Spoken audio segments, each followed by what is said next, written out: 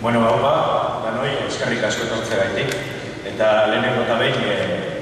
eskerrik asko baita ere korrika kulturalean parte hartzen duzu guztixoi, honako ekintzak aurre erote gaitxik eta Euskal Antzerkiak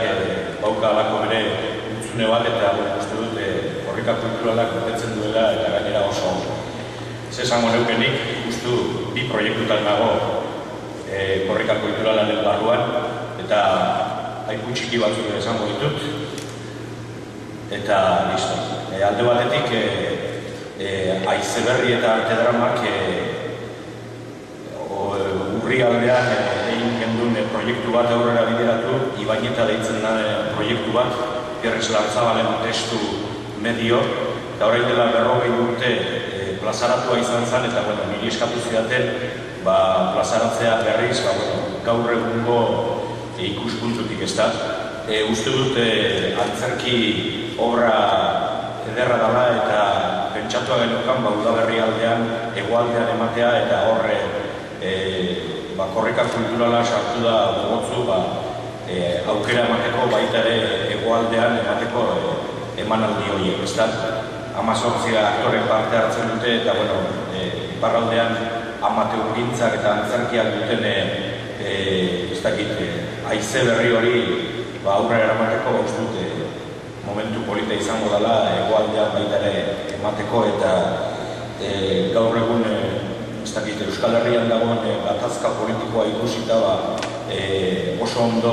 ematen du perfilatzen duela Lartzabalek orain dela 40 urte idatzitako Ibaineta testu horretan ez da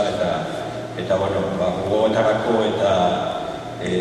puntu polita izan daitekela antzerki obra bat uste dut. Gero bestalde eskertuko nuke Unai Elizazu ere etorri da eta bera hurbilduko balitz Erregea eta Bufoia proiektua azaltzeko, bestela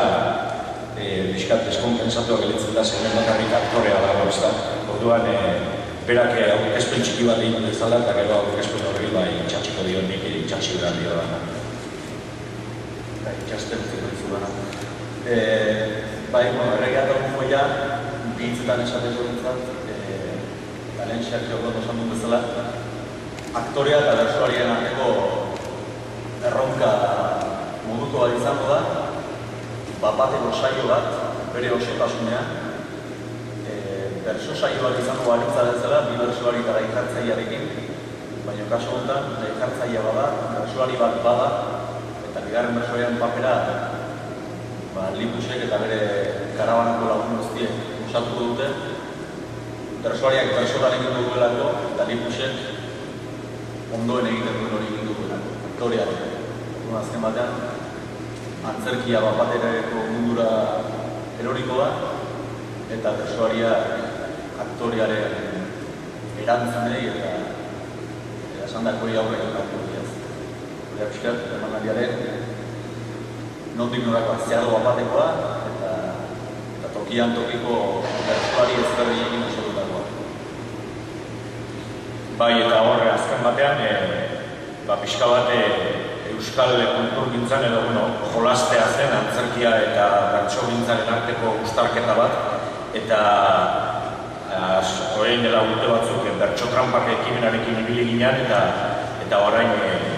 korrika kulturalekin batera estrenatuko du Erregea eta Bufoia hau eta argi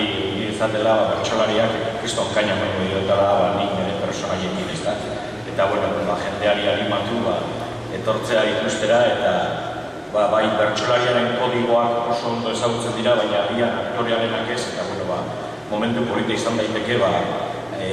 aktore bat personaia ezberdinekin improvisatzen ikustea ez da eta nire aldetik besterik ez badago kriston parrilla